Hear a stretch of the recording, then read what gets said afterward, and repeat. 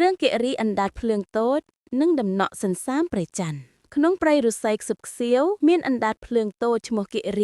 រីជាអណ្ដាតភ្លើងដែលមានពន្លឺភ្លឺជាងគេបំផុតចូលចិត្តបំភ្លឺផ្លូវឲ្យសត្វល្អិតដទៃទៀតនៅពេលយប់តែយប់មួយស្រាប់តែមានភ្លៀងធ្លាក់ខ្លាំងធ្វើឲ្យពន្លឺរបស់កិរីរលត់អស់ទៅកិរីភ័យខ្លាចយ៉ាងខ្លាំងព្រោះគាត់លែងមានពន្លឺដើម្បីរកផ្លូវត្រឡប់ទៅផ្ទះវិញទៀតហើយធ្វើឲ្យគាត់នៅឯកាបំផុតក្នុងភាពងងឹតកិរីបានដើរទាំងត្រដាប់ត្រដួលរហូតបានជួបនឹងលោកតាហូលដែលជាសត្វឌីទុយចាស់វស្សាដ៏មានប្រាជ្ញាមួយក្បាលលោកតាហូលបាននិយាយថាចៅកិរីអើយដើម្បីឲ្យពន្លឺចៅភ្លីឡើងវិញបានចៅត្រូវតែរកដំណក់សន្សាមព្រះច័ន្ទដែលទម្លាក់ពីលើកំពូលភ្នំខ្ពស់បំផុតមុនពេលថ្ងៃរះការធ្វើដំណើរគឺគ្រោះថ្នាក់ណាស់តែកិរីបានសម្រេចចិត្តថាត្រូវតែទៅទោះបីជាគ្មានពន្លឺក៏ដោយកិរីចាប់ដើមឡើងភ្នំដ៏ខ្ពស់នោះទាំងដែលគ្មានពន្លឺគាត់ហត់នឿយខ្លាំងណាស់ព្រោះគាត់តូចពេកហើយជើងក៏រអិលពេលនោះស្រាប់តែមានមេអំបៅមួយឈ្មោះពូពូដែលមានស្លាបពណ៌មាសបានហោះមកឃើញពូពូបានសួរថាតើឯងមានបញ្ហាអីឬកិរីបានរៀបរាប់រឿងទាំងអស់ដោយក្តីមេត្តា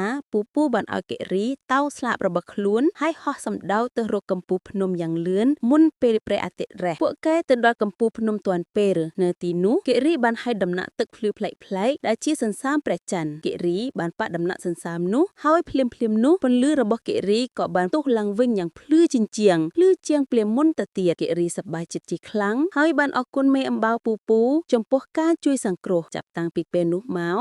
កិរីដឹងថាការមានមិត្តល្អគឺសំខាន់ប៉ុណ្ណាហើយគាត់ក៏មិនខ្លាចភាពងងឹតទៀតដែរ